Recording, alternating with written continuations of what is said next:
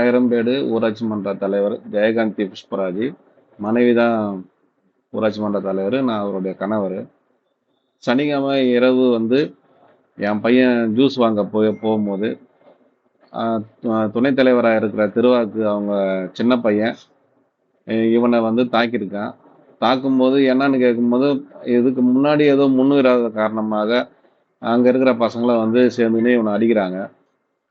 இதை வந்து நான் நைட்டு பார்க்கும்போது அதிகமாக வீக்கம் இருந்ததுனால மறுநாள் அந்த கடைக்கு போயிட்டு இது என்ன யார் மேலே தப்புன்ட்டு அந்த ஃபுட்டேஜை பார்க்க போனேன். ஃபுட்டேஜை பார்க்க போகும்போது திடீர்னு பார்த்தீங்கன்னா ஒரு 40-50 பேர், துணைத் தலைவர் ஏடிஎம்கே சேர்ந்தவர், அவங்க ஆளுங்க எல்லாரும், அவங்க தம்பி மற்றும் நிறைய பேர் வந்து என் பையனை, மொத்தம் ஒரு 40 பேர் இருக்கும். அவங்க எல்லாருமே வந்து என் பையனை முதல்ல அடிக்கிறாங்க. அதை நான் தடுக்க போகும்போது என்னையும் தாக்குறாங்க. அதுக்கப்புறம் எங்களால் காப்பாற்றிக்க முடியல. அவனை ராடால் அடிக்கிறாங்களேன்னு அவனை போய் பார்க்கும்போது பின்னாடி இருந்து என்னை தலையை பின்னாடி வந்து தாக்கிட்டாங்க. எனக்கு மயக்க நிலைமையில வந்துடுது. அதுக்கு முன்னாடி பார்த்தீங்கன்னாக்கா என் மனைவியும் வந்து தள்ளி கீழே அவங்களுக்கும் அடிபட்டிருக்கு. இது வந்து பார்த்தீங்கன்னா இந்த ஜாதி வன்கொடுமையில தான் எங்களுக்கு தொடர்ந்து இது மாதிரி ஒரு நிகழ்ச்சி நடக்குது.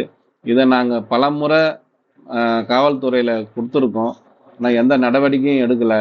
இப்போவும் வந்து நடவடிக்கை சொல்லி கொடுத்துருக்கோம். இது வரைக்கும் எடுத்த மாதிரி தெரியல.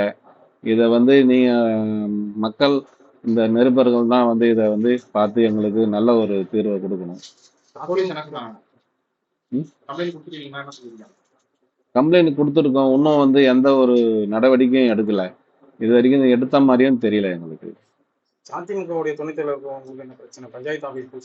பஞ்சாயத்து ஆபீஸ் புதுசா கட்டின பிறகு அங்க நாங்க தொடர்ந்து போகக்கூடாதுன்றது அவங்களுடைய எண்ணம். இப்போ இந்த நிகழ்ச்சி அந்த சம்பவம் நடக்கும்போது கூட எங்களை அடிக்கும் போது அந்த பஞ்சாயத்து ஆபீஸுக்கு போகக்கூடாதுன்னு சொல்லி தான் அடிச்சாங்க. மேலும் நீங்க வந்து அந்த இடத்துல போனீங்கன்னா உன்னை உயிரோட விட மாட்டேன், காலி பண்ணிடுவோம், கொலை மிரட்டல் வந்து அன்னைக்கு அந்த நிகழ்ச்சியில ஒரு காவல்துறையும் இருக்காரு அந்த இடத்துல. அவர் எதிர்க்கவே வந்து இந்த வார்த்தையெல்லாம் சொல்லியிருக்காங்க.